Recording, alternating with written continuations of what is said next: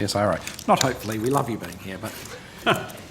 Thanks, Chair. I just wanted to ask some questions about I've just read a media story on the Innovation Oz website about shock cuts at Data61, put jobs and research at risk from 28th of May 2021. Are you aware of that? I vaguely, Senator, but if you want to go to detail in the media, I might need a copy of the... No, I was more going to sort of go to just some questions about it rather than relying on the media article. But that's what sort of piqued my attention. Can you confirm whether there will be job losses at Data61, and if so, just provide a bit of detail as to why? Sure, Senator. So there'll be 100 new positions at Data61, but one of the challenges of digital is digital is everywhere, and a risk in any organisation is, you boil the ocean, and we spend a lot of effort trying to think about what Australia might need, what's most important, and what are the key priorities for Australia. So we've narrowed Data61's focus to really 3 key areas. How do you drive the adoption and development of artificial intelligence for Australia, and what are the key areas where we need it? We think Australia needs artificial intelligence for Industry 4.0, for our sovereign capability, for digital agriculture, and to deal with environmental hazards. We're very good at using predictive analytics to predict the behaviour of bushfires. We want to get better at that so that we can deal with them more effectively, and also the predictive capability around crop yields and variations in weather and so on. That's a big focus for us. Really putting digital at the heart of Australia's resilience and recovery as we kind of build back. We think digital's accelerated maybe 5 or 10 years in the last year because of COVID. How do we take advantage of that for Australia? And again, Australia can't be good at everything, but if we just pick 2 or 3 areas where we could be world leading, we think there's a better chance of us being successful. And then the third is going to sound a little bit far-fetched, but we think artificial intelligence has the potential to completely turn science on its head and reinvent the scientific method itself. And so we're experimenting with that. In terms of the markets, I mentioned those already.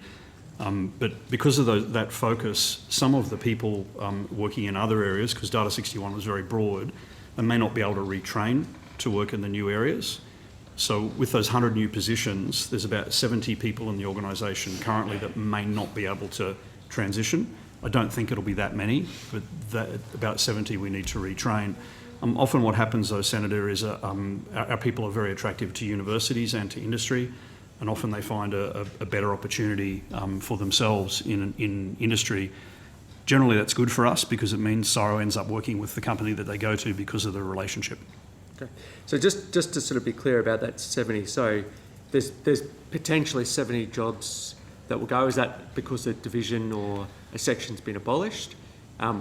Potentially some of those will be retrained or given other opportunities. And what sort of time frame, when you say there's 100 jobs that are being created, what sort of time frame are we talking about? Generally takes a year or 2 for that to happen, and it generally takes a year or so for people to either retrain or move out of the organisation. You might also be thinking of the team that years ago developed the kernel for mobile phones, because I think that was also in the article. Is that where you were going, Senator? Or? Well, yeah, I'm just saying, is it 70 jobs from one section that... No, there are, as I said, Data61 was quite broad. It's going to be a little bit more focused and a little bit narrower going forward, particularly around focusing on artificial intelligence. And of those 70 people, they're in areas that weren't necessarily related to that direction. So sometimes they can be retrained and other times they choose to go elsewhere. And did consultation occur with management and staff of Data61 prior to the cuts being announced? Oh, extensive consultation, Senator. You may not be aware, but the way we did the CSIRO enterprise strategy in 2015 and the way we do most strategies is using crowdsourcing. So every employee gets involved in the strategy process, and it's a great example of how digital can really harness a lot more leverage of capability. Have any staff who will lose their jobs actually been advised of that already? Generally, Senator, we notify people who may be impacted, and that number is always much larger than the people who actually are impacted. Yep. And it's because of this question when we can retrain or move to another business unit or another part of the organisation. Okay. So generally it's a notification, and then we work with staff to go through that process. So no one has been told definitively at this stage that they've lost their job? No, Senator. Don't believe so, no. The people have been advised what positions won't be continuing under the new structure, but they're then at the same time being given information progressively over what the new roles are, so that they can take a decision about whether they'd like to move to one of those new roles or look at roles in other areas of CSIRO in regard to it. So it's quite some time between, you know, advice in relation to whether the position is continuing or not, and whether somebody might want to accept a redundancy as a result of that, for example, rather than take another role. Why has the CSIRO announced it will discontinue funding for the world-leading trustworthy systems team?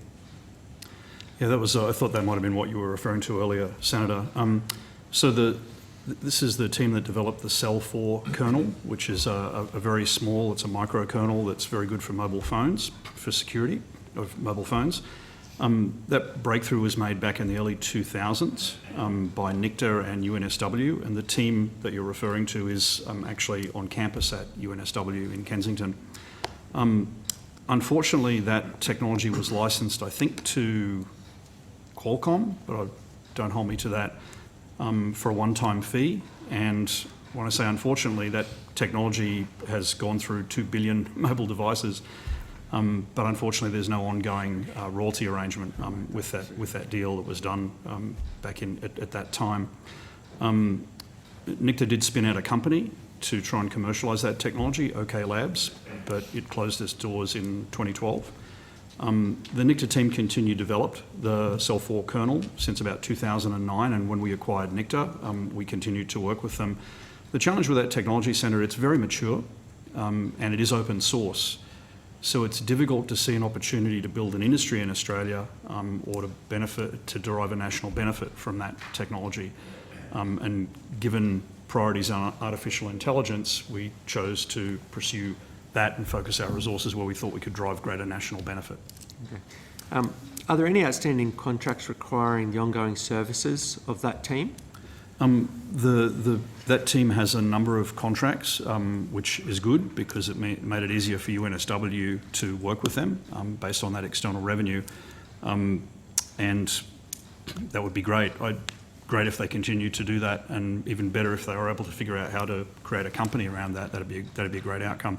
Our conclusion was that's not really feasible in Australia, which is why we chose to discontinue the work.